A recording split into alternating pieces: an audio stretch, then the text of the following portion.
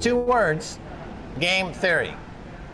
So Russia is smart enough to respect game theory, whereas China maybe not so much. So that's why China got rid of their miners, because I think China leadership is very arrogant and they think they're above game theory.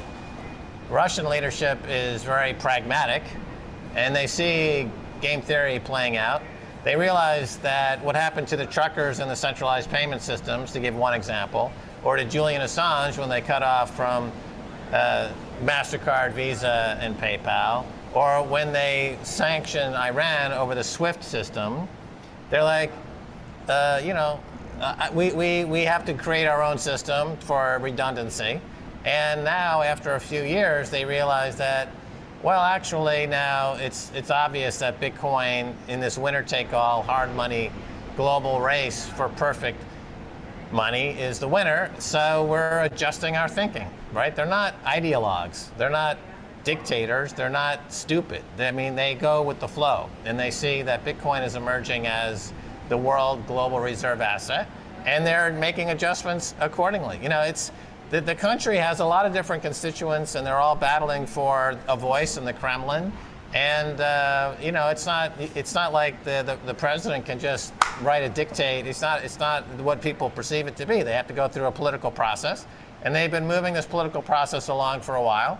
Obviously, on Keiser report, we've been talking about it for 10 years. We've never heard any word ever suggesting we should stop talking about Bitcoin. That was my clue that there was light at the end of this tunnel, that it was all political nonsense. And sure enough, I was right again. Yeah, also, like think of how a chess player operates. If you know you're going to lose your queen by making a move, why you don't do it, right? Why would you make that move? It's not we don't have any special insight. We just have our own brains and our understanding of game theory. Look at any of the words that he himself, Putin, mentioned over the previous 5 years. Only like 2 or 3 times was he asked about Bitcoin, but he revealed that he understood it profoundly. He knows what it is.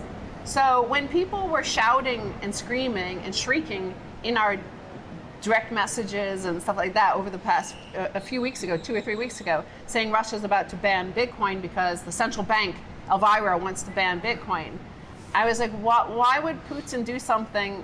Why would he make a move that he knows he can't win? Like, he knows you can't ban Bitcoin. So why would he announce, I'm going to ban Bitcoin? Oops, it failed.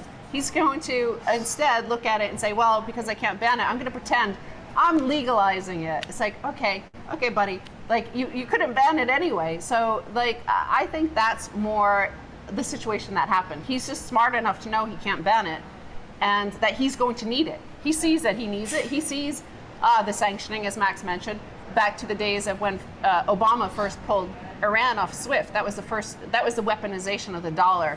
Like, it had always been kind of like right before pre-weaponization, but that was when it got weaponized, and that's when that was the end of the dollar, essentially, because even Germany started to work on an alternative to SWIFT.